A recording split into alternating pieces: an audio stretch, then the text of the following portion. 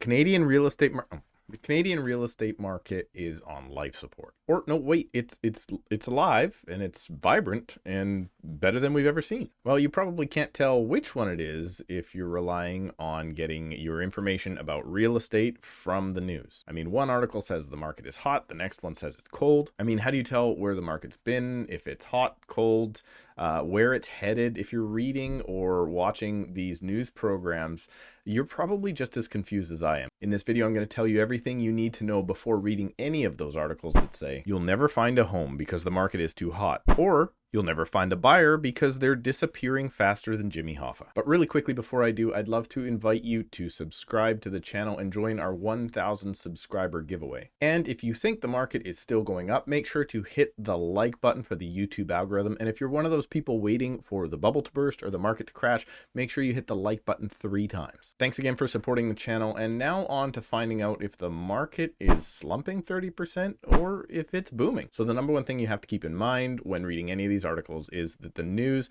is in the business of attracting your eyeballs, and that's it. So you're only ever going to see articles that say the market is crazy good or it's absolutely terrible. The way you can do this every single month is by cherry picking which statistic you would like to report on. When the stats package comes out from my real estate board here in Surrey, BC, those numbers are for the whole Fraser Valley. And well, there are a whole lot of numbers. When you're reading an article or listening to any news report, the first thing you have to ask yourself is what statistics are they actually reporting on? Now, normally only 2 stats are ever going to be quoted on the news or in an article, and that's probably going to be price or the number of sales. And this can be a tricky thing for you that's not in real estate every single day to navigate. And let me demonstrate. This article says the housing market tightens up after 4th straight monthly drop in sales. Now what we hear is that the market has fallen for 4 straight months, but let's keep reading. Right below that, it says nationally prices rose to around $669,000. So now let me take the shock out of this and explain to you what it really means. The spring market is usually the busiest market. So March, April, and May are going to have the most amount of sales. So it's not crazy to think that in June, July, and August, if sales taper off, or even if that starts back in May, we're expecting this to happen each and every year. So even though the number of sales is down, that's probably a result of people getting ready to get their kids out of school, go on vacation. And remember, all those people that purchased early on, say in March, they're moving in June and July. And in that same market, prices rose as we would expect. With that crazy headline, what the news has said here is we had a regular spring market. So when you see the word sales reported in any headline, you have to remember that's only a reflection of how busy the market was. And it has nothing to do with price, and specifically nothing to do about the value of your home when tied to last month, last quarter, or last year. So now let's move on to the probably more important statistic of price. The news has a really good way of making the same thing look dramatically different depending on what they want to show you. The way this can be done is by looking at the different ways that we can measure price. If you take 5 recent sales, add up the sum of the selling prices, and then divide them by the number of sales, you're going to get average price. So in this example, even though no home sold for $530,000, that is the average price in the neighborhood. But another way to measure is what we call the median price, and that just means the middle number. So in this same example, I can make prices look a heck of a lot cheaper just by switching from average price to median. Now let's say we're moving to the next month where there's another 5 sales, but this month they look like this. Now if I want to tell the story that prices have stayed the same, I can use the median price because it's exactly the same as last month. However, if I use average price, prices just went up by $100,000. So in this example, you could say there's the same amount of sales as last month, so the market is flat. You could say median price didn't change, so the market is flat. But if you wanted to,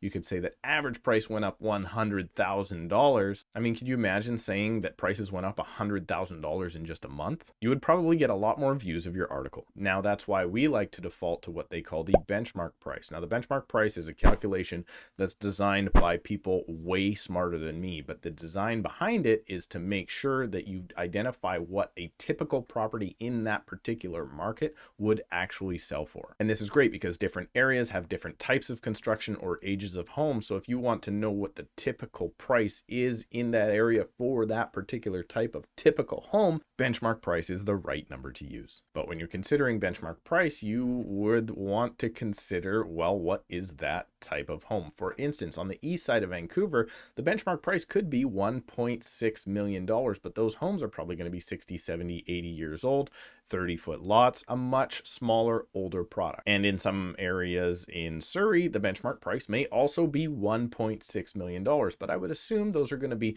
newer houses on bigger lots and have bigger square footage. Benchmark price does not mean you'll get the same house in two different areas and compare them directly. So now that we know to identify either the number of sales happening or the prices that they're selling for, we have to think about when they're comparing those numbers to. Most commonly, you're going to hear the statistics month over month, meaning how has it changed since last month, or year over year, meaning how has it changed since 12 months ago. So as an example, if you're going to compare April 2020, when we were all in lockdown and we had just watched Netflix all the way through for the first time and we're trying to control our alcoholism, and you're then going to compare that to the hottest April that we've ever seen in 2021 that was fueled by record savings, lockdown fatigue, and record low interest rates, then the numbers are going to look like the market is up over a ridiculous 338%. Then, only a few months later, the market appears to be down more than double digits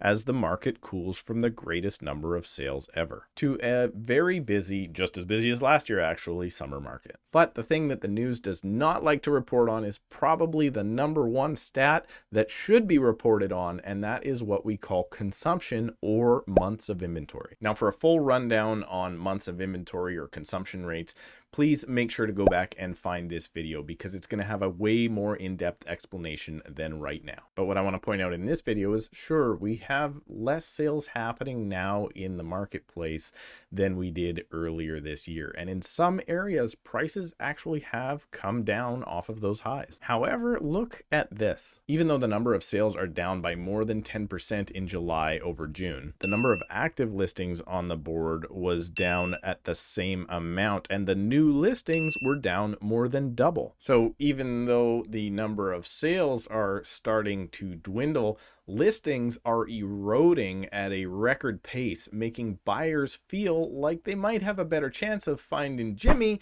than they do their next dream home. In fact, the Fraser Valley Real Estate Board saw its lowest ever amount of inventory in any July in the past 40 years. Now, what I'm going to try and do here is not scare you like the news is trying to scare you. I do want to say that if you have a solid plan, a good professional realtor working on your side, and a good professional mortgage broker working on your side, you will for sure find the home. It's just going to be a little bit more stressful than it would be if the market was slower and better supplied. And the last thing I want to touch on is that the statistics for each real estate board are released within the first week of any month, and what they're reporting on was the previous month, and then the news will start reporting on them after that. Stats do lag a little bit, and it is what happened last month, so it might show you a trend, but it's not necessarily going to tell you what's about to happen in the next 30 days when you're looking to buy your next home or sell your next home for that matter. So there you go. Next time you read an article or watch a news program about how there's doom and gloom in the real estate market, or how the market just 10x'd itself, make sure you note to yourself whether or not they're talking about price and how much you can expect for your home, or how busy the market is through reporting how many sales there have been, and when the reporting period was that they're reporting on. If there's one last thing I could leave you with, remember that no matter what these articles say, you can always go ahead and hit the like button for the YouTube algorithm. Thank you so much. Please remember to subscribe. Check out another couple videos while you're here on the channel, and we'll see you in a couple of days.